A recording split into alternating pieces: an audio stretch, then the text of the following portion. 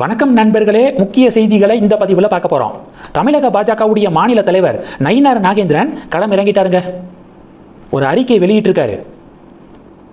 எதை பற்றி பாசு? டெல்லியில் நடக்கக்கூடிய சிஜேபியுடைய போராட்டத்தை பற்றியா? போராட்டம் அப்படிங்கிற பேரில் பெரிய அட்ராசிட்டி நடந்துக்கிருக்கே, அதை எக்ஸ்போஸ் பண்ணியிருக்காரா நயினார்? இங்கே தமிழகத்தில் சிஜேபிக்கு ஆதரவாக போராட்டம் அப்படின்னு கம்யூனிஸ்ட் கட்சியை சேர்ந்தவர்கள் கலாட்டா பண்ணுறாங்களே, அதை தட்டி கேட்டிருக்காரா அப்படின்னு உண்மையான பாஜக தொண்டர்கள் எதிர்பார்த்து கேட்குறாங்க. ஆனால் அண்ணன் அறிக்கை வெளியிட்டிருக்கிறது அதை பற்றி கிடையாதுங்க.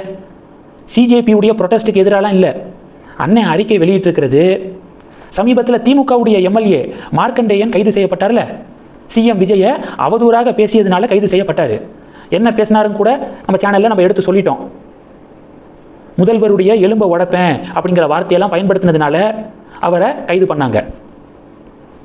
சபாநாயகர் ஜேசிடி பிரபாகர் அவர்கள் சட்டமன்ற உறுப்பினரை கைது செய்கிறதுக்கு சபாநாயகருடைய அனுமதி தேவையில்லை அப்படின்னு ஜேசிடி பிரபாகர் சொல்லியிருக்காரு. அது எப்படி ஜேசிடி பிரபாகர் அப்படி சொல்லலாம்? ஜேசிடி பிரபாகர் அப்படி சொன்னது கண்டனத்துக்குரியது அப்படின்னு அறிக்கை வெளியிட்டிருக்காருங்க. நாட்டில் என்ன நடந்துக்கிருக்கு, எதுக்காக அறிக்கை வெளியிடுறாரு பார்த்தீங்களா? அந்த அறிக்கையில் சொல்கிறாரு, இந்திரா காந்தி கைது செய்யப்படுவதற்கு முன்பாக மொராஜி தேசாய் கவர்மெண்ட்டில் நாடாளுமன்றத்துடைய அந்த தலைவர்கிட்ட அது தெரிவிக்கப்பட்ட பிறகு தான் இந்திரா காந்தி கைது செய்யப்பட்டாங்க. நம்ம பாராளுமன்றத்துடைய நெறிமுறைகள் பிரிட்டிஷ் பாராளுமன்றத்துடைய நெறிமுறைகளோடு ஒத்துப்போகும். இந்தியன் கான்ஸ்டிடியூஷனில் இருக்கக்கூடிய ஒவ்வொரு செக்மெண்ட்டும் ஒவ்வொரு நாடுகளுடைய கான்ஸ்டிடியூஷன்லேருந்து எடுக்கப்பட்டது.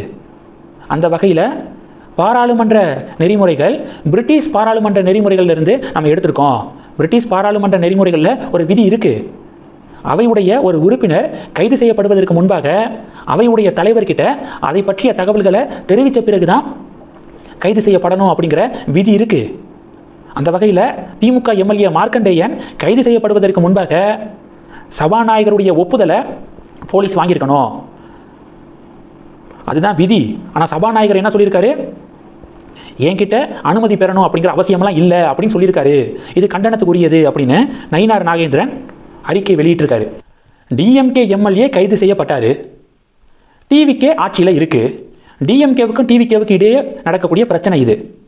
இதில் சம்பந்தமே இல்லாமல் பாஜக மூக்க நுழைச்சு டிஎம்கேவுக்கு ஆதரவான நிலைப்பாடு எடுப்பது எதனால? நீங்கள் எதுக்கு ப்ரியாரிட்டி ஃபஸ்ட்டு கொடுக்கணும்? இதை பற்றி பேசுகிறதுக்கான நேரமாக இது? என்னமோ பண்ணிட்டு போகிறாங்க அப்படின்னு விட்டுட்டு மோடி கவர்மெண்ட்டுக்கு எதிராக டெல்லியில் போராட்டம் அப்படிங்கிற பேரில் என்னென்ன சதி வேலைகள் நடந்துக்கிருக்கு, அதை பாஜக மாநில தலைவர் அப்படிங்கிற முறையில் ஒன்றொன்னா மக்கள்கிட்ட கொண்டு போய் சேர்ப்பீங்களா? இந்நேரம் அண்ணாமலை பாஜக மாநில தலைவராக இருந்திருந்தா கம்யூனிஸ்டுடைய போராட்டம் தமிழகத்தில் நடக்குதுல்ல, சிஜேபிக்கு சப்போர்ட்டா, அது டெல்லியில் நடக்கக்கூடிய சிஜேபி போராட்டம் எல்லாத்தையும் அக்கு வேறு ஆணி வேறாக பிரித்து மக்கள்கிட்ட கொண்டு போய் சேர்த்துருப்பார். பின்னாடி என்னென்ன அஜெண்டா இருக்குது, இவங்களுக்கு என்னென்ன சதிகள் நடக்குது அப்படிங்கிறத அப்படியே மக்கள்கிட்ட எக்ஸ்போஸ் பண்ணியிருப்பார். அதில் ஒரு 10% பாஜக மாநில தலைவர் அப்படிங்கிற முறையில் நயினார் நாகேந்திரன் பண்ணுவாருன்னு பார்த்தா டிஎம்கேவுக்கு ஆதரவாக சபாநாயகருக்கு எதிராக அறிக்கை விட்டு விளையாண்டுக்கு இருக்காரு. இதெல்லாம் பாஜகவுடைய நேரமாக என்னன்னு தெரியலை. இந்த செய்திகளை பற்றி உங்களுடைய பார்வைகளை மறக்காமல் கமெண்ட் பண்ணுங்கள். தொடர்ந்து கணக்கில் இருங்க. அடுத்தடுத்து நிறையா பதிவுகளை பார்க்க போகிறோம். நன்றி. ஜெய்ஹிந்த்.